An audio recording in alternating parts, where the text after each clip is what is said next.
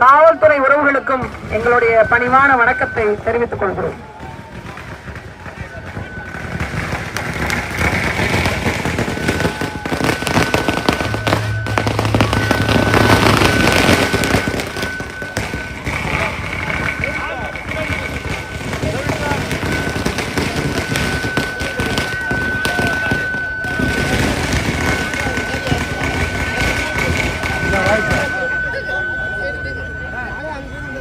இந்த இடத்தில் ஒரு பெருந்திரளான கூட்டத்தை ஏற்பாடு செய்திருக்கக்கூடிய இந்த பகுதியினுடைய அனைத்து நிலை பொறுப்பாளர்களுக்கும் எங்களுடைய பணிவான வணக்கத்தை சொல்லி, ஒரு தேர்தல் எப்படிப்பட்ட சூழ்நிலையை மாற்றக்கூடும் என்பதற்கான ஆகப்பெரும் உதாரணம் தான் கடந்த ஆட்சி நிர்வாகம் என்பது.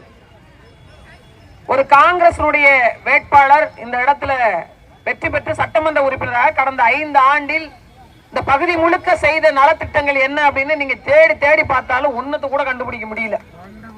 என்றால் மக்களை சந்திக்காத ஒருத்தர், அது உண்மையா சொல்லணும்னா தமிழ்நாட்டில் இல்லாத கட்சி காங்கிரஸ். தமிழ்நாட்டில் அபிடவிட்ல கையெழுத்து போறது ஒரு 10 பேர் வேணும் பாருங்க, அந்த 10 பேர் கூட இல்லாத எம் இனத்தை கொன்றொழித்த காங்கிரஸ் கட்சிக்கு நாம் வாக்கு செலுத்துவது என்பது பெரிய துரோகம் என்பதை இங்குள்ள மக்கள் நாம் புரிந்து கொள்ளணும். என்ன தேர்தல் வாக்குறுதிகள் கொடுத்தாங்க, என்ன நிறைவேற்றி கொடுத்திருக்கிறாங்க? இந்த பகுதியில ஒட்டுமொத்தமாக இருக்கக்கூடிய ஏதாவது ஒரு பிரச்சனை தீர்ந்திருக்கா? குடிநீர் பிரச்சனை தொடங்கி இங்க இருக்கக்கூடிய சிறு குறு வணிகர்கள் இருந்த பிரச்சனை தொடங்கி அடிப்படையான சிக்கல்கள் வரைக்கும் எது ஒன்றுமே தீர்க்கப்படவே இல்லை. என்ன செய்து கொண்டிருக்கிறாங்க? அதிகபட்சமாக தேர்தல் வாக்குறுதிகளை போன முறை நாங்க சொன்னோம், பெண்களுக்கு மாதம் 1000 ரூபாய் கொடுக்கிறோம் சொன்னோம், கொடுத்தோம். எல்லாருக்கும் கொடுத்தாங்களா? முதல்ல அனைத்து பெண்களுக்கு 1000 ரூபாய்ன்னு சொன்னாங்க.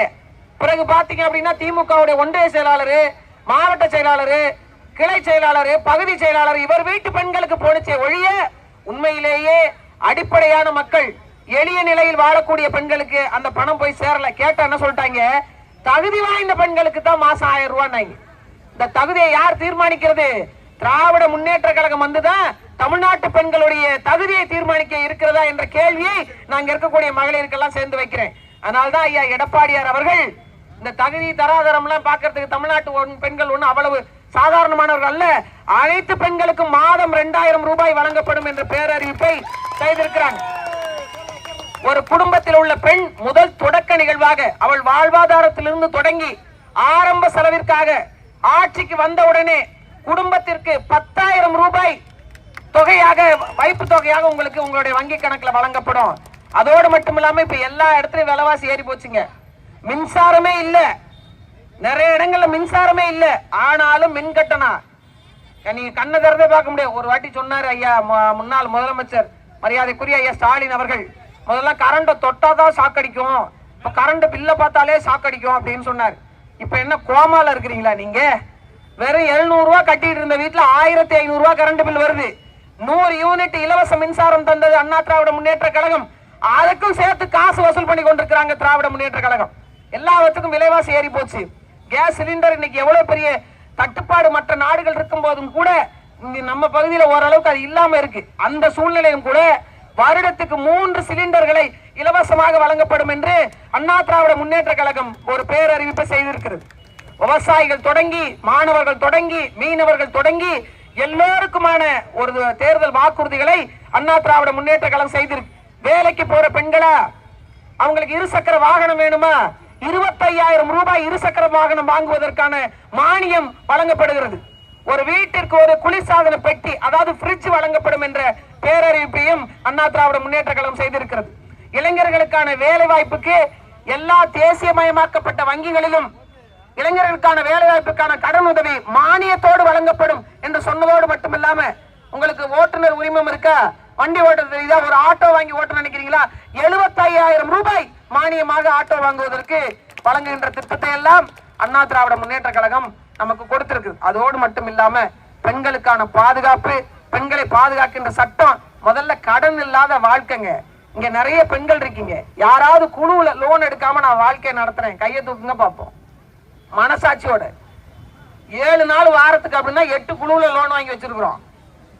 உண்மையிலே சொல்றேன், வீட்டுக்காருக்கு கூட பயப்படுறது இல்ல, லோன் ஆபீசர் வந்து அவ்வளவு பயமா இருக்கு. செத்த சாவு விழுந்தா கூட எனக்கு கடனை கட்டிட்டு போய் சாவு எடுன்றாங்க. அது எக்கிப்டாஸ் கிராம விடியெல்லாம் அந்த லோன் இந்த லோன் பேரே தெரியலங்க. நான் கூட நேத்து எல்லாம் பேசிட்டு இருக்கும்போது பார்த்தேன், திமுகவோட வேட்பாளரே அவர் ஒரு குழு வச்சு நடத்திட்டு இருக்காரம்மா.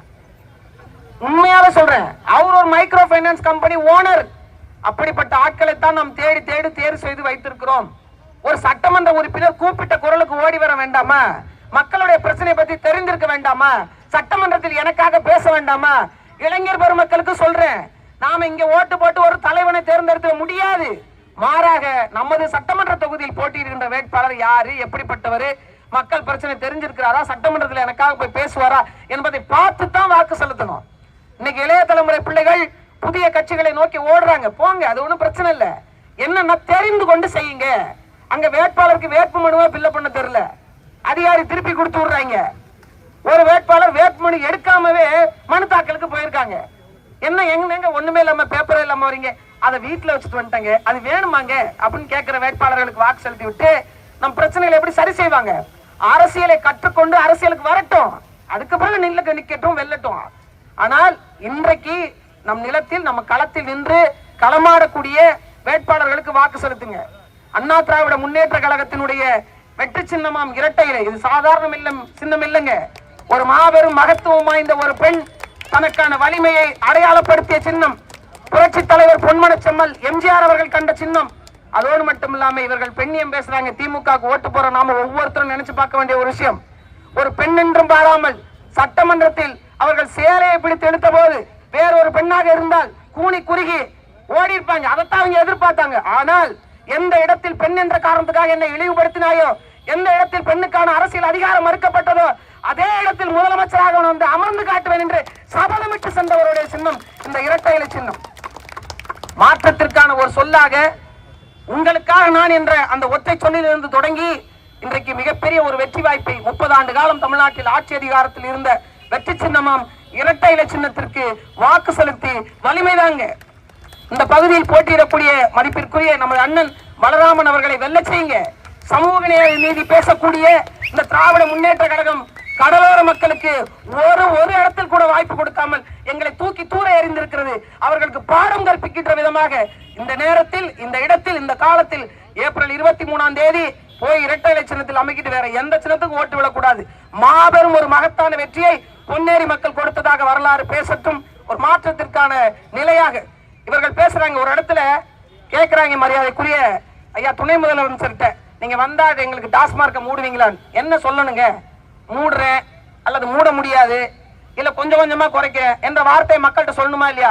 2016 கருணாநிதி உங்கள்கிட்ட ஓட்டு கேட்குமா, நீங்க என்ன ஓட்டா போட்டீங்க, எங்களை தோக்கடிச்சிங்கல்ல, அப்புறம் இப்ப வந்து மூட சொல்றீங்க என்ற கேள்வி எல்லாம் எங்கிருந்து வருது? இதெல்லாம் எங்கிருந்து வருது? திமிரினுடைய உச்சம் இல்லையா இதெல்லாம்? இதுக்கெல்லாம் பாடம் புகட்டுவதற்கு நமக்கு சரியான சந்தர்ப்பம் கிடைச்சிருக்கிறது. மீண்டும் ஒரு சாமானியனுடைய ஆட்சி நிலவனம்.